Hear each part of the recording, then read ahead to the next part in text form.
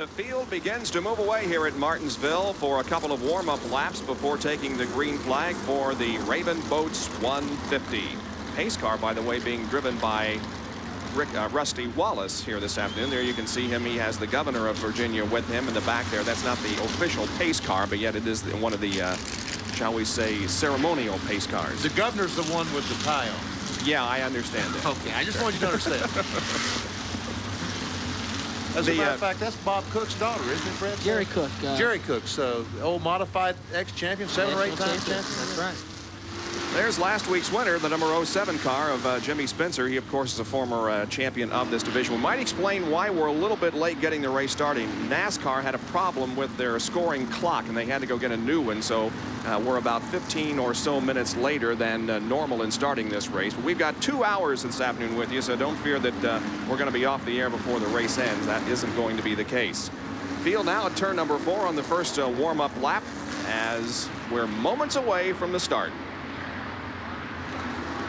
Jeff Fuller will be the pole sitter, and Mike Stefanik will be alongside in that front row. Several of the cars moving down the straightaway, going back and forth and warming up the tires a little bit. Now, as far as pit strategy for this race, Jackaroo, can we expect regular pit stops? Well, Bob, there's 2 schools of thought. Some of the front runners feel that it might be to their advantage to come in and take on tires. There's no fuel here because one of the reasons is 150 laps, they don't feel that they'll need fuel. Some of the other front runners, though, feel that it's too difficult to carve your way back to the front after making a pit stop. So unless the track really greases up, they don't intend to come in. One of the teams that's already determined that they intend not to come in unless they have a flat is your pole sitter car, that of Rick Fuller. I checked with Art Berry, the car owner. He says, we don't intend to do anything but go from the front to the checkered flag. Well, how easy is it, Brett, to carve your way through the traffic that Jack is talking about? Is this an easy racetrack to pass on? No, it's not. You know, and that's going to be the key to this race. The guys that get set up for the race immediately, that can run the distance without having to stop, they're going to be the guys that are going to be in contention to win the show today. Little tire scuffing here, warming the tires up. Is that the idea? Well, you know, these wide tires, so much rubber contact to the racetrack, it takes a lot of heat to get them warmed up. And, you know, everybody's just making sure everything's okay. They got good brakes to get down in that first turn so there won't be any trouble. And, you know, we're going to see some exciting racing today. I can't wait. The pace car has pulled into the pit area on the backstretch, and the field is by itself down the backstretch going into turn number 3. Jeff Fuller is the pole sitter, qualifying at 98.195. That's more than 5 miles an hour faster than the Winston Cup cars have qualified for tomorrow's Panel Sweatshirts 500 that will have delayed coverage for you tomorrow evening at 8 o'clock Eastern Time. Here comes the field out of the 4th corner. Do we get a green? Yes, we do. The Raven Boats 150 underway. Stefanik moving to the inside of Fuller in the second turn, making it a 2 abreast race into turn number 3. Stefanik on the inside in car number 16 as Fuller has the outside position. Here they come.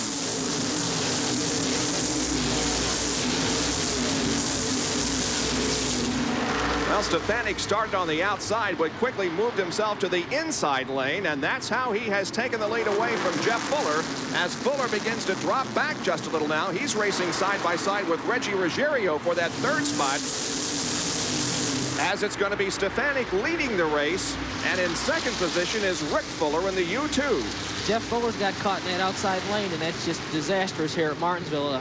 The guys are just all going by him down the inside. There's Ruggiero on the inside in car number 44, but Fuller is hanging in there in 3rd position, maintaining that spot, but it's just not exactly the fastest groove and where you want to be. They race wheel to wheel once again into turn number 1. That's quite impressive. These cars running side by side with those tires sticking out, it's like a small Indy race, and I don't know how these guys are able to do it. Wow. Ruggiero now up on the inside of the 21 car. Looks like he's going to get 3rd away. Right behind Ruggiero in the gold and orange and black car, the number 12 machine driven by Mike McLaughlin, the 1988 NASCAR Modified Tour champion. Now they begin to get strung out just a little bit, although it looks that Fuller is still hanging up there in that higher groove. Looks like he wants to run out there. Like he said, okay, I'm going to pass these guys back on the outside. Oof, look at that. If he can do it, it's going to be impressive, but I don't know. Well, it looks like, you know, right now the guys are getting up off the corner real good, and that's where the passing's being done. You've got to get up off the inside coming out of these corners, and that's what Mike McLaughlin's doing to Jeff Fuller right now along with Tony Hirschmann. That's McLaughlin in car number 12 and Hirschmann in the number 1 as the 21 of Jeff Fuller, the pole sitter, is pretty much hung out to dry there in that outside lane. There is Hirschmann in car number 1. He started in 8th position as the lead is still held by Mike Stefanik as we have completed 7 laps now out of 150. See, the pole winner, Jeff Fuller, has finally gotten to the inside of the racetrack. I think he gave up on that outside lane for now, Benny, and, you know, I think that was a smart move. He could have gone a long ways back as close as everybody's running right now. Look at that. They're just nose to tail. It's like a Talladega draft all over again. Nose to tail all the way back to the field. Single file formation as Stefanik continues to set the pace. Ruggiero making a move up the inside of Rick Fuller going down the back straightaway. That's Ruggiero in car 4 and the U2 driven by Rick Fuller. Car getting high in turn number 4 does not spin. That's the number 81 car that got a little bit wide, Stephen Park. Let's go down to Jack Arute. Well, Bob, we checked with Art Berry, the car owner of Rick Fuller, your pole sitter, and I asked him what happened. He said, I don't know what happened. He asked us. He said, I think basically what the problem is that the car got caught on the outside of that start, and Rick had to find the spot. Very similar to what we see on the super speedways with the Winston Cup cars with the carburetor plate, where when you're caught on the outside, unless someone lets you in, you've got to just stay hung out to dry for a while. And that's exactly what happened to Rick Fuller. But he's in the inside lane now and maintaining the 6th position as we have a car that is beginning to show some smoke. The number 25 car of Jan Leedy. In fact, it's smoking rather badly there at turn number 2. I wouldn't be surprised if NASCAR doesn't black flag that car because, well, you can see it pulling over already. He realizes he is could be harmful to the other competitor. He's pulled over on the inside already. Jan Leedy comes into this race 3rd in the point standings, but he is headed for pit road at the moment with only 12 laps gone. Tough break for Jan as back up front we have the number 16 car of Mike Stefanik leading, and a great battle for 2nd place involving Rick Fuller and Reggie Ruggiero. Jerry Punch is there with the Jan Leedy car that's in the pits. Well, a tough break for Jan Leedy. You know, the driver has won a couple of events on ESPN at Wilkesboro Speedway, but apparently they have a lot of oil. As they've taken the hood off, there's oil in the front of the motor that's burning and producing a lot of smoke. So Leedy sitting here in the pits losing valuable time during the green flag. His chance at victory is over here at Martinsville. Gentlemen. Reggie Ruggiero has gone into 2nd position and now begins to set his sights on the 16 car of Mike Stefanik leading the race, as now the battle becomes one for 3rd position. That's McLaughlin in car number 12, rather make that 16. And you were right to begin with. It 12, is 12. You're right, and the U2 of Rick Fuller. McLaughlin all over Fuller coming up out of the 2nd corner. Looks like he's going to make a move down the back straightaway. Here he is. At the end of the backstretch, they go in wheel to wheel once again. Side-by-side racing. Let's see how they come out. That's McLaughlin on the inside. It looks like he's going to take over that 3rd spot. Yes, indeed, he does. Ooh.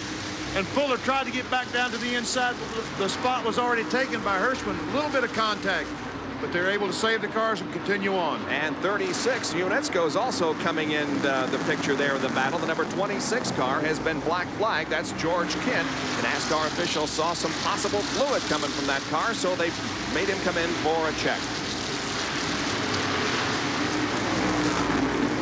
Let's go down to Jack Arute once again, who has a comment on the number 26 car. Well, actually, what the fluid was the radiator was overheating, Bob Jenkins. Now, these cars use a closed-in front end. So the team came in for George Kent, took this piece of fiberglass and tin off, hoping to get a little bit more air down into the radiator and cool the car down. But as he pulled out, the water was just spewing out of the back overflow area. So he may be back in with a terminal problem, overheating. Well, he stands to go a lap down here in just a moment as the leaders are chasing him, and there is the battle for the lead. Mike Stefanik at number 16 and Reggie Ruggiero in 44. There they pass by the 26 car, and he goes a lap down. So Ruggiero is all over Stefanik for that lead, and you can see that they have separated themselves from the rest of the field by a little bit. These 2 cars have just taken off and are leaving everybody in their wake. It looks like right now that Mike Stefanik is holding Reggie up just a little bit, but you know, Mike might be just playing it cool, just running a nice pace, just enough to keep Reggie back there, and I think that would be a smart move if he could pull it off. Look at this. He's going to try it on the outside. Oh, no, he was just tricking him. That's the old dirt track trick there. I'm going to try you on the outside. Fooled you, but it didn't fool him a bit. Stefanik is up to those tricks. Stefanik, 30 years of age, from West Greenwich, Rhode Island, was third in the race that they held about a month ago here at Martinsville, and was 26th in the race at Thompson, Connecticut a couple of weeks ago. As you can see, Ruggiero still right there in the hunt, sneaking up on the back bumper of the Stefanik car. We have a spin. That's Untitled coming out of corner number 4. Another car is involved. That's the 21 of Jeff Fuller. Let's see if anybody else. Looks like a couple of cars are going to bump. Don't think that anybody is going to be severely damaged. Untitled at number 36 was well into the top 10 when he spins in turn number 4 and brings out our first caution period of the day. And the number 10 car of Ed Flemke Jr. is smoking badly as it heads down into turn 1. And a replay of what happened. Here we see Untitled just bumps the car in front of him just enough. He has to get on the brakes. It spins. The car spins around. And poor Fuller had no place to go. Look at it. Jerked the tire right off the rim. Just completely off the rim. And of course, the famous Martinsville curb, as a couple of other cars got sideways and maybe made slight contact with each other, but I don't think anybody else is going to be damaged to the point of not being able to continue. That famous Martinsville curb there has been talked about in racing for a long time, and it certainly played a part in that little incident. We see the sponsor on United's car is Raven Boast, the sponsor of the race today. So he was hoping for not only sponsor the race, but get in the victory lane. That's not going to happen today. So the number 21 car of Jeff Fuller, the pole sitter, also appears to be out of competition. He's climbed out in the pit area. We'll be right back. Here are the top 5 with 24 of 150 laps completed. Mike Stefanik is the leader. Reggie Ruggiero running in second. Mike McLaughlin is third. Tony Hirschmann is fourth. And Rick Fuller is running in 5th position.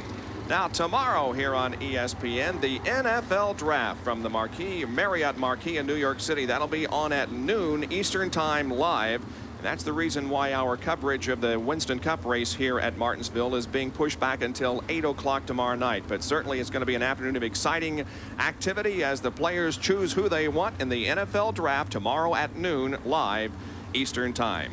Now, we'll go back and take a look at the incident that's caused our first caution period of the day. Again, Untitled just bumps the car in front of him enough he had to jump out of the throttle, hits the curb, around he goes. The pole sitter Fuller comes along. Jeff Fuller hits him. Not only did he knock the tire off the rim, but I'm sure Brett did some serious damage to the housing in the rear, wouldn't you think? Oh, it certainly did, Benny. You know, those cars with the wide wheels and everything, a lot of leverage against all the chassis parts, and I think we saw the right front snap back on the 21 car as he made contact. Well, there's the damage to the car, and let's go to Jack Arute, who gets the word from the man himself, Jeff Fuller. Well, Bob, it's a very disappointed Jeff Fuller that's come over on this side of pit wall. Jeff, a tough way to go out of the race. First of all, you didn't have much you could do about this one, did you? No, not really. We were kind of praying for a caution to come out because I think I had a right side tire going down. I really didn't want us to be the caution, though. Jeff, when you take a wild ride like that, especially Dr. Jerry Punch had alluded to the fact that you've got a pinched nerve in your neck. Did you get bounced around there pretty bad? No, we just ripped the right rear off, actually. The rear end bent back and pulled the drive shaft out of the transmission, so it really wasn't that hard of a hit. You know, if you get into the cement wall here, you know it, but a hit like that, usually the wheels give most of it. Well, Jerry Punch, he bounced around a little bit, but he's none the worse for wear. How about the driver you're with? Well, he's doing okay as well, Jack. A little bit disappointed at Jan Leedy, who has had 2 runner-up finishes here at Martinsville in his career, hoping to have a win today. He's still sitting around dejectedly in the car. And, Jan, what put you out of it? Well, I'm afraid to say that we had a power steering seal go bad in our assist servo, so looks like we're done for the day. Tough break for the Williams and New York driver, Jan Leedy, who was the first car to park it here at Martinsville. Bob? All right, thank you very much. And the number 07 car, driven by Jimmy Spencer, has just been moving up through the field very quickly. He started back in 17th position and has moved up to 8th right now as we are under caution. And he put on a tremendous performance last weekend at North Wilkesboro. Back down to Jack Arute, who's with the other guy that was involved in that crash, Mike Uinitsko. Well, the Raven Boats crew is going to work. They've got the car still up on the hook, trying to make changes. Mikey Winitsko is still strapped in the car. Mike, you hope to get back out there? Yeah, I hope so. I think all we did is break the rack. You got spun around. Did you get spun, or did you just lose it yourself? No, well, we were coming out of the 4th corner there, and I got up on the curb, and it must have broke the steering, and it just went around. Well, they're ready to go. They're pulling him off to the back pit to make the final change, and they hope to get back out into this one. All right, and we'll go back to racing in one more lap, and 28 laps are now in the books. When he said he broke the rack, I'm sure he's talking about the rack and pinion, Brett. Is that what he's talking That's about? exactly right, Benny. These cars all run power, assist, rack and pinion steering, and evidently, like he said, when he got on the curb, as you mentioned, it must have just gone ahead and broke something in the steering. The steering is a lot quicker in these cars than the Winston Cup cars. Tremendously fast, and that was one of the problems I had getting used to Winston Cup racing, was the slower steering in those cars compared to the modifieds. So these things, when you turn them, they go where you want them to, Exactly. where you aim them, right? Bob Jenkins, they're fixing to throw the green. Here we go as the field comes out of the 4th corner. The green is out and racing resumes. It's still Stefanik up front, chased by Reggie Ruggiero. And look at the bumping going on down there in turn number 1 as they get sorted out. Going to the inside to pass the number 15 car of Wayne Anderson. Oh, and Ruggiero gets a little out of shape. He also found that Martinsville curbing down there as he went to the inside. In turn number 3. Wayne Anderson came out of the pits in the 15 car that's back about 5th or 6th now, and he got in the way of the leaders, and they had to do some evasive action, and it was exciting. The 07 car is Jimmy Spencer. Watch him. He is moving up quickly. He's 3 abreast, looking to the inside of the 76 cars. They came out of the 4th turn. That 76 being driven by Tom Bowles. And Spencer still running in. He's now in 7th position. Moved up a spot after that restart. That's Brian Ross apparently on the restart as Ross is back in the 8th position. Tommy Bowles looking to the inside of Rick Fuller now. Now that allows Brian Ross to catch back up behind Jimmy Spencer. These 4 cars running together. The first 4 cars are separated by just a little bit. 5th, 6th, 7th, and 8th. Fuller, Bowles, Spencer, and Ross. Ross looking high, getting a little wide, losing a few feet, but nevertheless getting back on the throttle, coming out of the 2nd corner and catching up once again to Jimmy Spencer. Jimmy Spencer, that's the first Southern modified in the field in the lineup right now, isn't it, Brett? Is most of the other cars from the Northeast? Exactly. That car's kept right here in the Martinsville, Virginia area, and sponsored by Hayes Jewelers. Jimmy Spencer picked up the ride for the last couple races here in the South. Coming back from a cut tire last weekend to win that race. And there once again is the leader, the 16 car of Mike Stefanik and Reggie Ruggiero right behind him. Let's go down quickly for a comment from Jerry Punch. Well, gentlemen, you're talking about Jimmy Spencer, a 2-time national modified champion. We saw him win a week ago at the Wilkesboro Speedway in this car, but it was a different motor. Remember, in the Southern racing, you can run a 14-to-1 compression motor. He had to go back to the legal tour motor, which is a 12-to-1 compression. Now, Spencer told me before the green flag that he was considerably down on horsepower. Would not be able to get the job done on the straightaways. Would have to make it up in the corners, and he is definitely doing it here. He says, I want to win here so badly. Although I won 2 national championships, I have never won at Martinsville. Yes, he took the checkered flag one time, but was disqualified for what they call a fuel cell discrepancy. So he has never won here at what they call the premier short track here in the South for modified racing. Gentlemen? All right, so Spencer is in 7th position, and once again we go back up front to check on the lead, and it's still being held on by Mike Stefanik, but Ruggiero is right there and has not found that moment that he needs to make the move. I tell you what, this is close. Those cars are very equally matched. It's difficult to see anyone with an advantage. Brett, just a moment ago, Jerry Punch mentioned Martinsville, and to the modified drivers, Martinsville is the Daytona, isn't it? Or is it really Stafford, or where is the... No, Martinsville has always been thought of premier place to bring the modifieds to. You know, we come down here and spend a couple days and get to hang around with the Winston Cup people and really feel like a professional racer. And, you know, Martinsville being the facility that it is, it's just always great to come to Martinsville and race. And a lot of prestige goes with winning here at Martinsville. So how does it make you feel when you come here as a Winston Cup regular, having graduated from this division? Do you kind of carry your head proudly as you walk through the modified division? Well, you know, the guys have all really been very supportive of me in my Winston Cup endeavors, and it's great to get back and talk to them and see all the guys that you raced against and work with on the tour. The number 95 car being driven by Lee Sherwood. And the 4 car, that's Satch Worley. Satch Worley, a local boy out of just down the road, Rocky Mount, Virginia. And Jamie Tomeno is right there in car number 99. Both previous winners here at Martinsville, Satch Worley and Jamie Tomeno. Now Worley looking underneath Lee Sherwood going down into 3. And Worley, a 3-time winner, the 150-lap modified race here at Martinsville. Sherwood, one of those that we saw last week at North Wilkesboro. And the yellow 4 that we see right there, driven by Satch Worley from Rocky Mount, he has been driving previously for the past few years, driving the 07 car that we saw Jimmy Spencer driving just a few moments ago. But Satch Worley wanted to run the modified tour this year, go to all the races.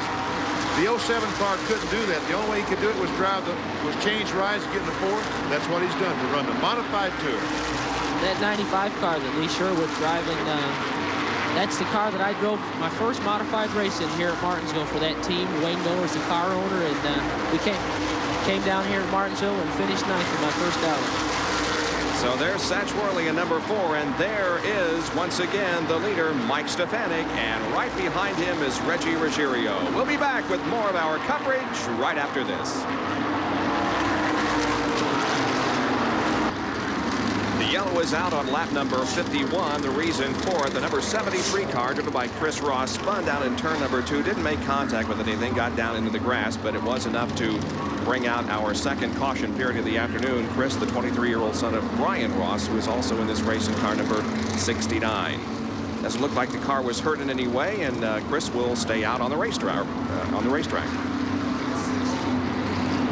Do they have a double file restart on this, Brett, or they start single file? No, all the restarts will be single file. I think with the wide tires and the cars being as erratic as they are on the restarts, it wouldn't be very good to have those double file restarts like we do in Winston Cup. These big wide tires, when they get cold or when on a caution flag, when they pick up some debris, is for the first couple of laps, are they very squirrely? Exactly. These cars will run faster as they go along instead of the first couple laps being the fastest. And I think we saw that on the start of the race when Jeff Fuller dove in the first turn. His car didn't turn, and Mike Stefanik was able to get up underneath him coming off of 2. This is the case of the cold tires not gripping the racetrack. And that's about the opposite in the Winston Cup car. They stick the first couple laps better than they're going to as the tires get hot. Exactly. Well, while we have the opportunity, a hello to the winningest driver in the history of Martinsville Speedway, Ray Hendrick of Richmond, Virginia, who hopefully is watching our competition this afternoon. Now let's go to Jackaroo. Gentlemen, remember at the start of the race, we were a little bit concerned about the fan that was in your lead car right now, that of Mike Stefanik. Well, the team has checked with Mike and said, has it begun to poke its nose up through the fiberglass yet? He said no, but it doesn't seem to be a problem, and we're going back to green. It doesn't seem to be a problem as he has that car out front as they retake the green flag and competition resumes. And now we see McLaughlin moving high on the racetrack, and he stands to lose 3rd position to Hirschmann. Nope, he battles back and retains 3rd spot. Meanwhile, it's Stefanik.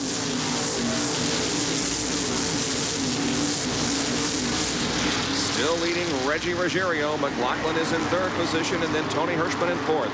I saw some smoke out of that 44. Did you see that, Brent? Was it tire smoke or? Well, we saw a little bit earlier, but here on the restart, it seems to have gone away a little bit. Okay.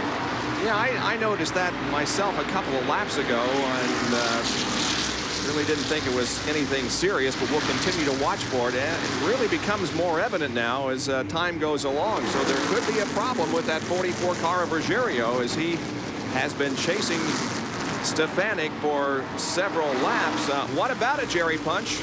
Is the crew looking at a possible problem on that car?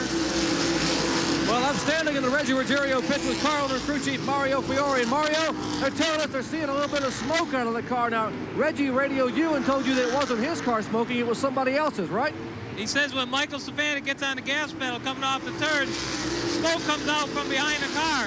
He was worried if Michael has an engine problem or not. They're telling us here that Ruggiero is seeing smoke out of the Stefanik car, so we'll keep an eye on that, but they don't think they have a problem at all on the car number 44. Well, I think on the hood, we talked about a moment ago, we see the bright orange car there. That's Stefanik. And we talked about the fan hitting the hood. Once the car gets rolling and the air goes inside under the hood, it ought to push the hood up away from the fan. Don't you think, Brent? Well, you know, Benny, with the aerodynamics on the front of these cars, it might actually be going the other way. Might be pushing the sheet metal down. Here's a heck of a race. Yeah, here's 5th, 6th, and 7th going at it. That's Rick Fuller in the U2, the 76 of Tom Bowles, and the 69 of Brian Ross. 5th, 6th, and 7th. Now, that U2 car that's leading this parade down the backstretch, I'm sure all of you fans will be able to recognize very readily that that is a Ford Probe. Now, all cars, of course, have to be based on some kind of a stock car, and that is, we have a spin up in turn number 4. Satch Worley is loose and having slight contact with the wall up in turn number 3. There you see Satch as the car has... It looks like he's got a right rear tire Yes. flat. That probably is what caused him to spin going down in the 3rd turn. It sure is flat. We see the rim sitting on the racetrack. And Satch was making a real good run towards the front. Him and Jimmy Spencer had hooked up and were making good progress up through the field. Well, unfortunately, they're counting the caution flag, so now he is a lap down. Unfortunately, the car is being pushed away from the wall. I don't think he made any contact with the wall. If it was very slight. It looks like he's trying to get the car restarted so he can get to the pit area. Okay, so our 3rd caution period is out as the tow truck goes to the rescue. And we will have more of our coverage of the Raven Boats 150 from Martinsville Speedway in just a moment. Mike Stefanik leaving the Raven Boats 150 here at Martinsville with Reggie Ruggiero running 2nd, Mike McLaughlin is 3rd, Tony Hirschmann 4th, and Rick Fuller running in 5th position. 6 through 10, Tom Bowles, Brian Ross, Doug Hebron, Richie Gallup, and Eddie DeHaan. 62 laps are completed. Let's go down to Jack Arute, who's in Satch Worley's pit. Well, your assumption that he would have cut a right rear tire is absolutely correct, Benny Parsons. They've made the exchange on tires. They've got another problem they're contending with, and that's an overheating problem. But they've taken the vent cap off and they've drained the system, so to speak, so they're going to go back outside and go racing again. But another driver that we've been watching, and that is of Reggie Ruggiero, and Jerry Punch is in his pits to update us on that report. Well, Reggie Ruggiero has a similar problem. He, too, has an overheating problem. They're losing some fluid out of the car. They're concerned about the motor, and they're going to try to stay out. We have a crash, Jerry. Several cars involved. Tom Baldwin nails the 99 of Jamie Tomato. The 77 of Richie Gallup was one of those originally involved. Looks like the Tomato is the only car that is not going to be able to go here. 77 car of Gallup was in the middle of the racetrack, headed in the wrong direction, but he is now okay, but Tomato is not. 65 laps, and the yellow is out once again. Tell you, those cars are too fragile. Here's a replay, and it's a restart. And as Brett Bodine talked about, these cars just do not get a grip good enough on the first lap, do they, Brett? That's exactly right, Benny. The cold tires just don't get a hold of the racetrack, and you know the guys were jockeying for position, and it looked like Richie Gallup just lost it, and then Jamie and Tommy Baldwin came together just after the fact. Boy, this isn't Baldwin's day. He had a tough time in qualifying, but they did get the car repaired in time to get it in the race, and now this. Look at the cars just trying to get a grip going through the gears. It's very, very hard. Does the concrete make a difference, Brett? You know, there is a difference from the inside to the outside. The outside is pavement, the inside is concrete. Well, really, one of the major problems here at Martinsville is we have to run much harder tire than we're used to on the other racetracks because of the concrete. The concrete tends to chew the tire up, and they have to go to a harder compound. And, you know, a lot of the guys just are not used to that tire not getting a hold of the racetrack like it normally would on a regular Saturday night race at a track where they could run a softer compound. And, you know, the hard tire comes from one of the things, the fact that nobody wants to pit. Everybody wants to run the entire race on one set of tires, and that's why they run the hard tires. Still watching that second place car of Reggie Ruggiero for a possible problem. Jerry Punch is in the pits. What can you tell us, Jerry? Well, Bob, we mentioned a minute ago, they think they may have an overheating problem. You guys weren't seeing things. They couldn't see any smoke down here, but you guys spotted it upstairs. And, of course, now the temperature is rising in that Pontiac. one concern they have is unless they have to, they don't want to be able to they don't want to come in and have to make a pit stop. The reason being, and maybe Brett Bodine can elaborate on it, Brett, is track position, something we talk about a lot in Winston Cup racing. Track position is so important here. If you pit after about 70 or 80 laps and a 150-lap race, well, you don't have a chance of getting back to the front. So a very serious concern here on Reggie Ruggiero's team's part. Let's go over to the back pits with Jack Arute is standing by with Jamie Tomeno. Jack? And Jamie has gotten out of the car, and it is so badly wounded, you're not going to be able to continue. What happened? There's no way. I'm going into turn one there. So everybody hit the brakes. I hit mine, but somebody from behind me cremated me. The car jumped out of gear.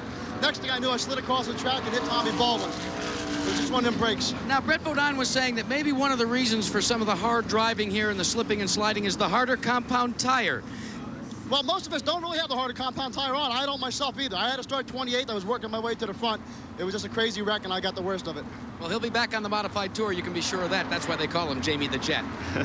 Jamie Tomeno, unfortunately, out of competition in this race. You talk about a fast-talking Yankee. Now, there's one. Hey, Jamie Tomeno, is he a fast talker?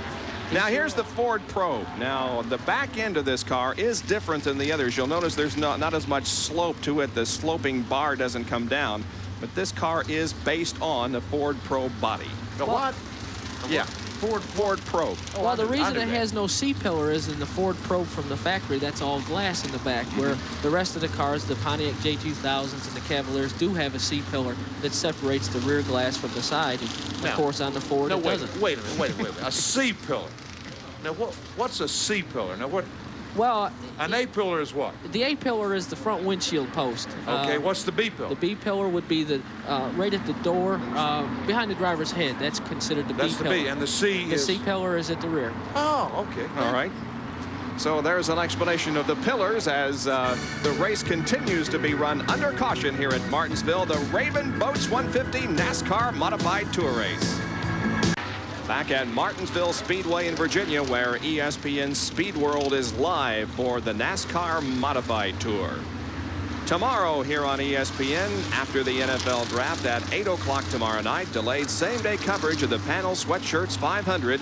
And Brett, what can you tell us about that? What kind of a race is it going to be, and how are you going to do? As usual, it'll be an exciting race for Martinsville, and hopefully we'll get that number 15 Motorcraft Ford Thunderbird up towards the front where it belongs. Well, don't your brother tell you anything?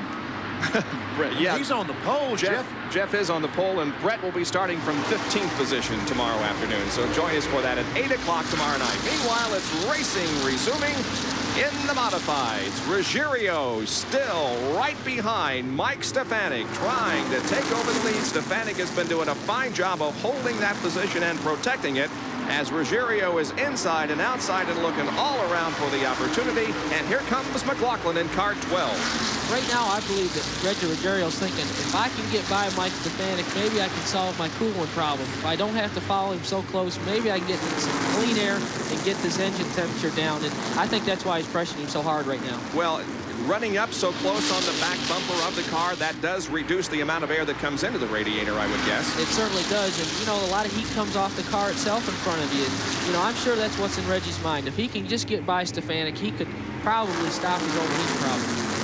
But for the moment, he is still right behind. Last lap, he gave Mike a little bit of a nudge there in turn number 3 to let him know he was back there and would certainly like to find a way around. There's McLaughlin in the number 12 car running third. In the 1 car is Tony Hirschmann. He's in 4th position. We saw the 44 as he pulls down on the inside going down the straightaway. He's doing that for 2 reasons, I believe, Bob. Is that he wants to trick Stefanik into thinking he can pass, but also we see when he pulls out, he can get some air into the radiator and cool that thing down just a little bit. That's exactly right, Benny. You know, and if, I believe if he doesn't make a move to get by him, I think you'll see him drop back to try to get some clean air. Coming up on the halfway mark of the Raven Boats 150. As Stefanik is the leader. Now, we keep talking about Raven Boats. I want to explain to you folks watching that why would a boat manufacturer be sponsoring a race? Because they manufactured a car off the second corner had a problem, but they manufactured the boats here in Martinsville. Hence, that's why they're sponsoring the race. The U2, driven by Fuller, and the 69 is Brian Ross, as they're having a bit of a race now. This is for 5th position, as Rick Fuller in the Ford Probe U2 car. Has the spot right now. Brian Ross in 69 is right behind him. And we have several cars into the wall down in turn number 3. At least 4 cars are involved. The 95 of Sherwood is involved. So is the 48 car of Wayne Edwards. 45 of Johnny Bryant. Those 2 cars, oh, they finally broke loose. They were hung together there. The rear bumper and the front bumper were hung, but they got going, and I guess they saved a lap, yes. Pace car had come out onto the racetrack to pick up the leader, and they kept from losing a lap. And there's the 48 car of Wayne Edwards. He is still against the wall up in turn number 3, very similar to the place that Satch Worley came to rest. So that car is going to have to be gotten off the racetrack as the tow trucks are en route at the moment. Wayne Edwards from Montrose, Pennsylvania, driving the Kissel Paving Chevrolet. Well, there are several rules concerning the limitation on these modified cars. That's the subject of today's Track Back with Dr. Jerry Punch.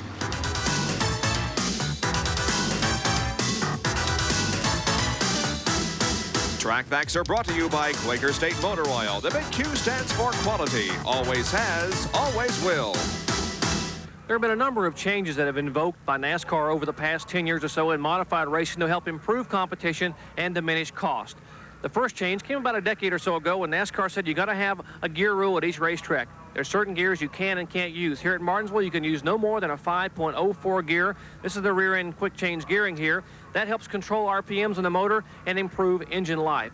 The other 2 changes came to being from the engine compartment up front. Now, we're all familiar that at Daytona and Talladega, they use a restrictor plate, which helps to reduce horsepower and increase engine life. Well, the same thing here in the modified. They don't use a plate, they use a smaller carburetor. This small 390 carburetor, down from what they used to use, a 750 or 850 carburetor, diminishes horsepower considerably, but also improves engine life and cuts cost. And the last rule change by NASCAR, actually a year ago, internal in the motor. You can't really see it, but they're down to a 12-to-1 maximum compression ratio, down from what it used to be, over 14-to-1. Less compression ratio, less heat, but longer engine life and less cost for the modified competitors. Well, the number 48 car of Wayne Edwards is still against the wall up in turn number 3, and the medical personnel are on the scene to see if he is okay. We'll be back with an update on that story when we return for more of the Raven Boats 150. We have just gone green again on lap number 85, and the NASCAR Modified Tour race continues from Martinsville. Mike Stefanik still leading in the number 16 car, and Reggie Ruggiero is right there behind him in the number 44 car. It's McLaughlin running in 3rd position, then Hirschmann and the U2 of Rick Fuller running in 5th spot. Now, did that red period, I assume it did, help Tomato? The car has cooled down. Is he going to have those problems that he experienced earlier when we run a few laps? I think you're exactly right. The caution helped Reggie cool the car down. The red flag, excuse me, and I think he's going to be able to put a lot of pressure on Mike Stefanik now. By the way, we were red for 11 minutes as they extracted Wayne Edwards from that car. He walked away, however, and appears to be not seriously injured. He is going for some x-rays. Ruggiero looking to the inside down the front stretch, cannot make the pass, but it is a tremendous race. Now let's see if he can get it in turn 3. Nope, he has to let off, and Stefanik holds on. You say, well, where in the world did he get all this power? What happened when the engine cooled off? When the engine gets really hot, they lose probably 10-15% of their power. So when that thing cooled off, look how much more power it looks like he has, and it's about 10% probably. He gets through the middle of that corner so well. The car really gets through the middle of the corner. If he could just ever get Mike Stefanik up out of that groove, he'd have a shot at him on the inside. So Ruggiero still dogging Stefanik as they run nose to tail with 90 laps now completed and 60 more to go. Ruggiero closing in the middle of the straightaway, but when they come off the corner, Stefanik is able to pull away just a little bit. Now Ruggiero will look inside again. It looks to me like the engine is starting to warm up in the 44 car. Now he's going to try outside, maybe. Nope. No, that ain't going to work. But I think the engine's starting to get warm. It looks like it's lost a little bit of that power that he had when this thing first started back. It loses just a little zip up out of the corner, and they make all the difference in the world of trying to make a pass here at Martinsville. They're just starting to move away from that number 12 car. On the outside again. Jerry Punch is in the pit area in the Reggie Ruggiero pit. Jerry, what have you learned down there? Well, they're telling us down here, Bob, that Reggie certainly has to alter his driving style considerably. The car is overheating so severely, they think they may have a blown head gasket. So when he pulls right up on the rear of Stefanik, the car temperature really goes up. So he's either trying to get around him or back off and get some air in the front of the car. And Ruggiero trying valiantly to try to get around him on the outside. Now, when he moves up on the outside in turn 1 and 2 here, he can get a little bit of air in the car. He is right plugged beneath the rear of the car's Stefanik machine. He tucks back in, and the temperature goes up, so he's going out and in and out and in, trying to find some way to get around Mike Stefanik. Boy, he is doing everything, Jerry. He looks like he wants to pass on the outside in the 3rd and 4th turns, but can't do it. Now he's right up on the bumper, and we're beginning to see the smoke again from that Ruggiero car. So this is a do-or-die situation. He's either got to pass, or it looks like this car may be history. He slides high in the 3rd and 4th turns, and that's just not going to work up there. He just can't quite get a hold of the racetrack in that second lane coming off of 4. If he could just get a little farther alongside going into the corner, he might have a chance to get by Mike Stefanik.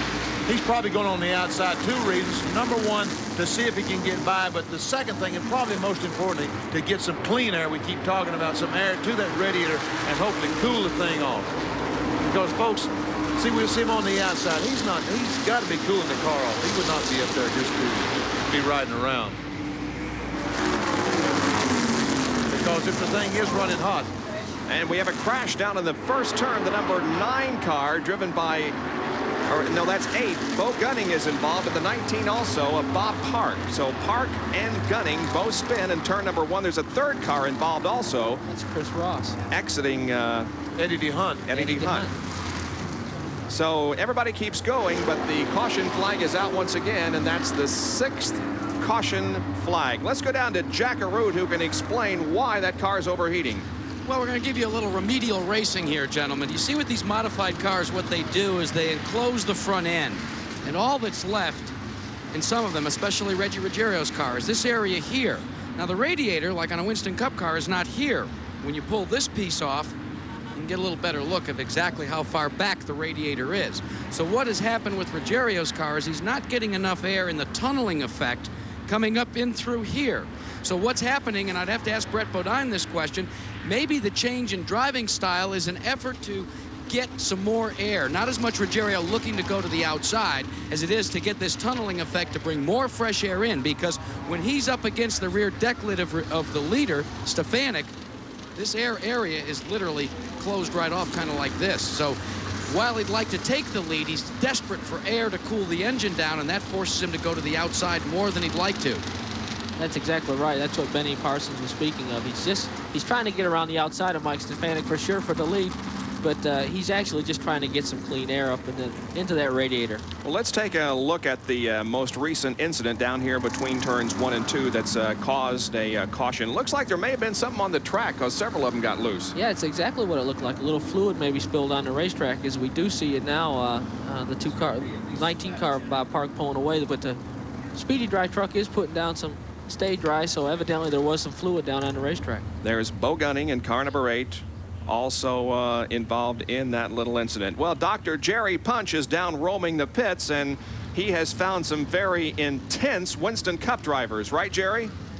Well, is this intensity, Bob? I mean, take a look at this guy in the rocking chair and the beard. Hey, I think Brett may recognize this fella, watching some of his friends and contemporaries in the modified division as they are doing battle today. And just to the right of him, take a look at Dale Earnhardt relaxing on top of the truck with a big Atlanta Braves cap on. Now, the combination of the Atlanta Braves, Dale has a bet with his good old friend Jody Davis, the catcher for the Braves. Every time Dale wins a race, Davis has to hit 2 home runs. Well, he won last week at Wilkesboro, and now Jody Davis is 2 home runs behind. So his old hunting and fishing buddy. Let's take a look at the top 10 here. Just past the 2/3 mark here, just at 100 laps at 150 for the Raven Boats, 150.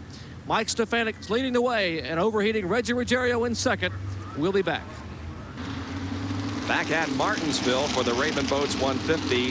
Thursday is the night of Thursday Night Thunder here on ESPN, live at 10 o'clock from Ascot Park in Gardena, California. The USAC Jolly Rancher Western States Midgets. Every Thursday night now for about 5 more weeks, I guess. The Midgets from Gardena, and later on in the year will transfer the activity to Indianapolis Raceway Park. Of course, Speed Week begins all the Thursday Night Thunder action at 7:30. Then a couple of more hours of auto racing related activity before the live USAC Midgets at 10 o'clock. Well, we are still under caution. However, the flagman, Paul Coakley, is signaling now. 1 more lap to go and we'll be back to racing. 103 laps are in the book, so we got less than 50 to go. And the story of the race is Mike Stefanik at number 16 and the 44 of Reggie Ruggiero. The car is overheating, and he has just not found the opportunity to get around Stefanik. And the question is, how much longer can he hold on? I'm impressed by Ruggiero. I mean, the car's been overheating since the word go, and we're 100 laps. We've got 47 laps to go. We've completed 103 laps, and he's got the thing still alive. Well, you know, he's really using his head. I think Reggie knows he's got to finish. The points race means a lot, and he'd certainly like to win the race, but he'd really do like to finish.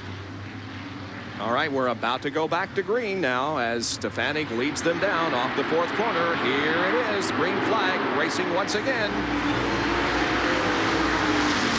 Ruggiero all over him. And that car cools off. It is strong, but as time goes on, it heats up. And now the 12 car, McLaughlin, beginning to move in on Ruggiero. Mike McLaughlin looking like he wants to make a move for the lead. They come together. Off of 4. Mike Stefanik got a little sideways, and Reggie looked to the inside but couldn't make the pass. Boy, they all got bunched up here, and now there are about 7 cars that are running nose to tail, and right there for position is Ruggiero, and behind him is McLaughlin, then Hirschmann, then Fuller, then Rawson, then Bowles. There's something wrong with that lead. There's something wrong with that lead car. I don't know what it is, but he's just not coming off the corner like he has been. There's something wrong with that automobile. Last couple of laps, he's been very squirrely coming off the 4th corner. I think we're seeing the left front tire that Mike Stefanik's car starting to drain up a little bit, making the car so it won't turn in the middle of the corner, and he's actually having to stop the car to get it turned. We can see that little dark streak on that left front tire. I think he might be having some tire trouble. We'll watch for it. In any case, that car is definitely not going through and coming off the corner as much as it was earlier. You know, Reggie Ruggiero's really got to be frustrated right now. He knows he's got a better car than the leader, but just cannot get around him. You know, he's fighting an overheat problem. He's really got a lot of things on his mind, and I know that Reggie's getting awful frustrated running second. Ruggiero, the most popular driver in the NASCAR Modified Division last year, and runner-up for the Modified title in '87 and in '88.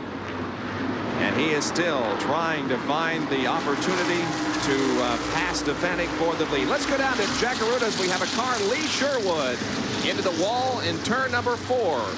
He'll be backing down the racetrack. However, the caution does come out, and they do not race back to the caution. The pace car is already on the racetrack. And so the pace slows once again for the 7th time. Lee Sherwood, driving car number 95. Lee is from Owego, New York. Next lap, they're going to throw the green flag again. There we see the 44 of Reggie Ruggiero. And look at this paint job. The sponsor is Teddy Bear Pool. Teddy Bear Pool, the swimming pool. And look at the waves. Jakarut has something on the 16 car. Well, Benny, we know Reggie Ruggiero's got a problem. Now we find out that also your leader, Mike Stefanik, has got a problem. His problem, tires that are overheating. When the tires cool down, they don't work as well, so these caution periods are hurting him. It's only when the tires get good and hot does he get the adhesion, so they say, we don't like these cautions because we need to be able to run super hot to stay in front of Ruggiero. So this caution is not to their liking, but they're going back to green again. Indeed we are. This has been a short caution period as Sherwood was able to get himself going in the right direction. The race is resuming. And now let's see once again what happens with Ruggiero and Stefanik. Well, that time Stefanik got through turn 1 and 2 better than he has. Here's Ruggiero outside. Outside. Nope, can't do it. I was going to say Mike got through 1 and 2 better that time on the first lap than he has been. While we're watching the battle up front, we might tell you that the 07 car of Jimmy Spencer, who had to pit on lap number 51, has worked his way back up to 8th position. But here is the action. Ruggiero's trying to set him up.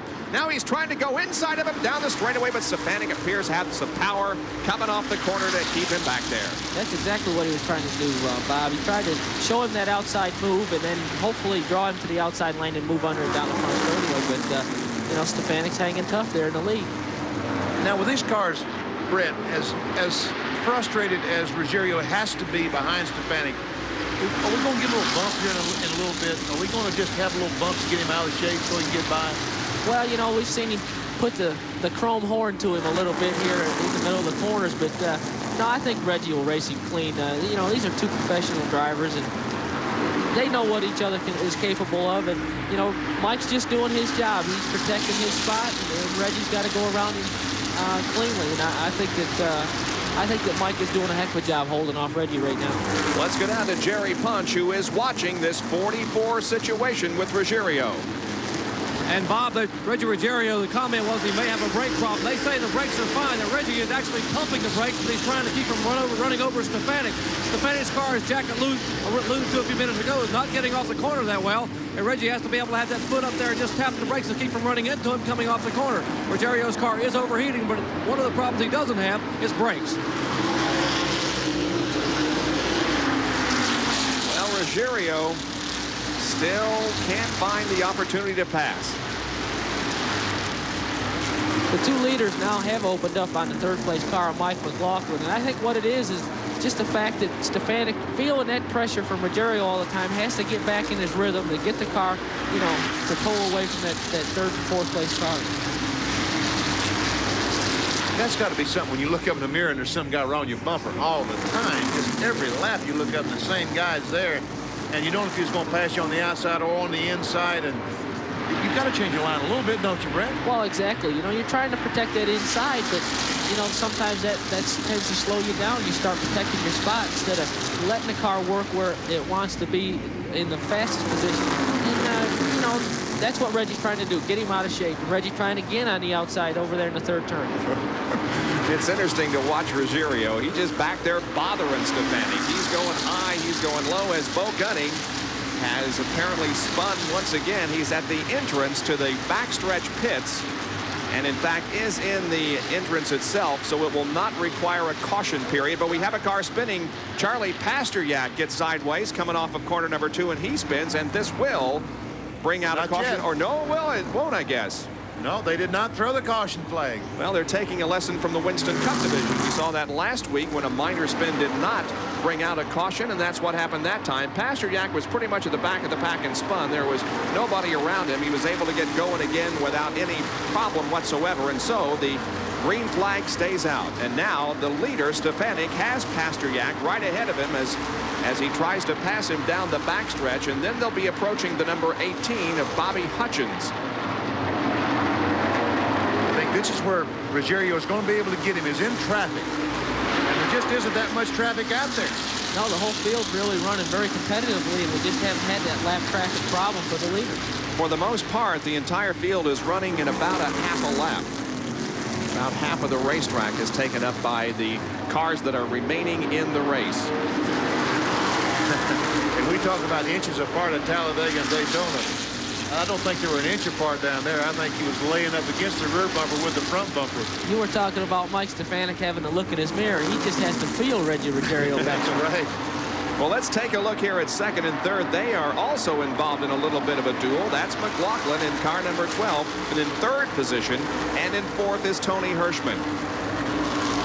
McLaughlin's car just won't make the cut right in the middle of the corner, and his car tends to push up in the middle, makes him have to stop. Gets in the middle of the corner, and Hirschmann looking to get underneath. Here's Ruggiero again on the outside. Not yet. I thought he had him that time. I really did. That was his strongest move yet today, right there. He stays behind Stefanik going down the backstretch. Ruggiero seems to want to make the move here in the third and fourth turns, but he'll not make an attempt this time. Let's take a look at that again and see how he did try to get by there on the high side. Reggie makes an awful strong move going down into 3. Just late brakes, tries to get the car to turn, but just can't quite make the corner like Stefanik could down there in the groove on the inside. Mike pulls him up out of the corner. And while we're watching this great action, the laps are clicking away. There are now less than 23 laps to go, and this race will be history. And now Ruggiero is really beginning to smoke. We're seeing a lot of smoke out of that car. Coming off of corner number 2, it was quite evident. Let's see if it is as he comes off corner number 4. Not as much as it was last time in turn number 2. I think what happened, he went up high the last time just to try the outside groove in 1 and 2. And I think he got, no, there, I see, you're right. Yeah. There is a tremendous amount, and he's slowing. Yeah. The 44 car is slowing down the back straightaway. It looks like Reggie's had to concede to this overheat problem a little bit, drop back and try to cool the thing off, and maybe make a last-ditch effort here with the laps running down, but he definitely got the overheat problem haunting here at the end of the race. So what is amazing is these two guys have been able to maintain a rather comfortable interval between themselves and Mike McLaughlin. So these guys aren't slowing down very much, if they are indeed, and rather Ruggiero, it seems to me like, knows now that it's do or die, and something's going to have to happen or his race is going to be over. We'll be back with more of the Raven Boats 150 from Martinsville after this. The excitement continues at Martinsville in the Modified Tour race as Stefanik has the lead and now is in heavy traffic, and Reggie Ruggiero in the number 44 car is right there behind him. And Reggie, you know, is going to be hoping that this lap traffic is going to mean the difference between possibly winning and finishing in second, or can the car go the distance? Jerry Punch here in his pits. Well, Mario Fiore has radioed to Reggie Ruggiero and told him to back off to try to save the motor. Reggie has said the engine temperature is apparently pet. You don't know how much more it'll stand. He says, I need to win. I need to finish up front. I want to win this points championship. He finished second last year, runner-up to champion Mike McLaughlin. So Ruggiero really rolling the dice, trying to hope that Teddy Bear Pool Pontiac will live for another 15 laps. In fact, 12 laps, Jerry, as 138 are now in the book. There are only 12 more laps to go. Ruggiero is staying right there with Stefanik, but you can see the smoke that comes out of the car coming off the corner. And the 1 car, Tony Hirschmann, we're not seeing him in the picture right now. We're seeing Stefanik and Ruggiero. But the 1 car is now in 3rd place. He got by McLaughlin just a moment ago, and he is the fastest car on the racetrack if he can get through this traffic in time. And we saw McLaughlin there, who remains in 4th position, and then Brian Ross in the number 69, and it is Rick Fuller in the U2. So that kind of summarizes the top 5 for you, but the race certainly is up front as there are now 10 more laps to go, and here's Stefanik and Reggie Ruggiero. Stefanik, by the way, in the most recent race in this series at Thompson, Connecticut, flipped. And it was a pretty exciting and awesome-looking flip. He wasn't injured, finished in 26th position, and now is fighting back from that and stands a very good chance of winning this 150-lapper here at Martinsville. Ruggiero just continues to lose the grip, it appears, as he falls a little bit further behind each time. It looks like he's on 7 cylinders down the straightaway.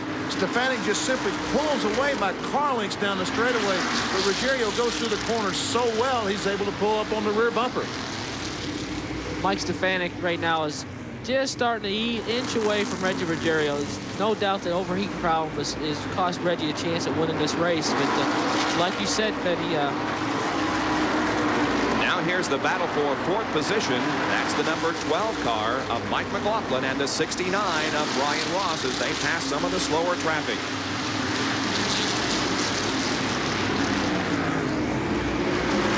That's Tom Baldwin that they have passed in car number 7. Mike McLaughlin seemed to have slowed here in the last 10 laps. He's just kind of fallen off the pace, and we're not sure exactly what happened to the car, but Brian Ross looks like he's trying to make a move to get by him. McLaughlin, the points leader going into the event, is the defending champion of this series. He's right now in 4th position, and Brian Ross is trying to pass and take over that position. There's 5 laps to go. 5 laps as we go by the start-finish line. He's running out of time. And the lead, while we watch this, is being held by Stefanik, and he is just a little bit further ahead even more of Reggie Ruggiero now. So it looks like that Stefanik is going to have it his way as we watch this tightest battle on the racetrack. between McLaughlin and Brian Ross. You see McLaughlin protecting that inside lane. He's going to make Brian Ross go around the outside of him. He's going to try to get by. And, you know, Mike's trying to just hang on here to the end of the race and try to hold on to that 4th spot. Ross trying to set him up, but didn't happen. And now we get down to less than 3 more laps to go in this one as Stefanik holds on to the lead. Ruggiero running in 2nd position. There he is, and you can see the interval now as Stefanik appears to be well on his way to victory as Reggie Ruggiero has just had to back off. And as a matter of fact, he may lose 2nd position here. Well, and we've only got 1 more lap to go, so he will probably hold on, although Hirschmann in the number 1 car is coming on. Here's the white flag, and we got 1 more lap to go. And the race will belong to Mike Stefanik, who won the pole for the race here about a month ago at Martinsville, and now is on his way to picking up a victory on this racetrack. He settles the car into the 3rd and 4th turns. Here he comes off the corner, and Mike Stefanik from West Greenwich, Rhode Island, has won the Raven Boats 150 and picks up his 6th win in his career. And here's a great battle, and oh, McLaughlin just edged Brian Ross. That lap traffic came into play on the last lap coming off the 4th turn, and McLaughlin did hold off Brian Ross for 4. That was Bobby Hutchins. That was the car that made a difference in that battle for position. Mike Stefanik wins a very exciting Raven Boats 150. As Reggie Ruggiero just plagued him all day and bothered him to the very end, but unfortunately the overheating problem probably played a factor in his not being able to pass Stefanik. I tell you what, we talked about why we call them modifieds. Looking at that shot right there, I think, folks, you can tell why we call them modifieds. That's pretty well modified, wouldn't you say? Yeah, they hardly resemble what they are said to be, but nevertheless, it certainly is an interesting and sleek and powerful looking race car, and they certainly do go at it wheel to wheel. At least we saw it today. It looks a little like an Indy car. And Brett, let me ask you something. Drivers in these, do they dream of being a Winston Cup driver or an Indy driver? Well, you know, in the recent history, the modified drivers like myself and Jeff and Greg Sachs and Ryan Bouchard all have come to the South to NASCAR Winston Cup racing. That's where it's at in the world of motorsports. There have been modified drivers that went on to drive Indy cars. Doug Heverin comes to mind, Bentley Warren, and several others, but for the most part, they go Winston Cup racing. We'll be right back. The top 10 finishers in the Raven Boats 150. Mike Stefanik wins. Reggie Ruggiero holds on to 2nd. Tony Hirschmann was 3rd, followed by Mike McLaughlin and Brian Ross. 6 through 10, Rick Fuller, Tom Bowles, Jimmy Spencer, Doug Heverin, and Richie Gallup. Well, we go down now to our winner's circle interview, which is being brought to you by America's best-selling replacement battery, the Sears Diehard. Here's Jack Arute. Well, Mike Stefanik, congratulations. It looked easy, but it really wasn't, was it? No, it wasn't as easy as it looks. When Reggie's behind you, nothing's easy. He's a really good competitor, and he run right on our bumper the whole race. Now, before the start of the event, Dr. Jerry Punch reported that up front here you had a new type of fan on the car and that it was actually beating up against the fiberglass on the hood. Were you at all concerned about that? Well, we run the small fan, and we had no fan in warm-ups. We put the big one on for the race, Jackie. And we had a new radiator in the car, and we have a little adjustment there, and it just wasn't adjusted quite right. It's the first time it's been on, was race, you know, right before the race. And a couple of weeks ago, you were on your roof at Thompson. You come back and you win the race here. This is not the first time that you've had that happen to you. I know it happened last year at Oswego. We rolled it, came back, and won the 300. That's a terrible way to have to get a win the next time out, but I like the wins. I don't like the flips. I got to thank Jack Casella and say hi to all them guys back in Summit, my wife Julie, and my little daughter Nicole, and everybody back there that's watching. Now, gentlemen, this team has a long, storied history in modified racing. It catapulted names like Fred DeSera and Bugsy Stevens to stardom. They used to call it the old wood chopper special. What do you call this car now? Well, we got away from the wood chopper. I don't know, that kind of got deemed the coupe or something. We had the wood chopper on it, but it's the same bunch of guys just doing the same thing. And Jack Casella, he spends the bucks, you know, and Sonny gets his parts, and it just comes together, and we really work well together, and the car really runs strong. And the Hutter motor had awesome power, and all I had to do was just get it through the corner and let the motor do the rest.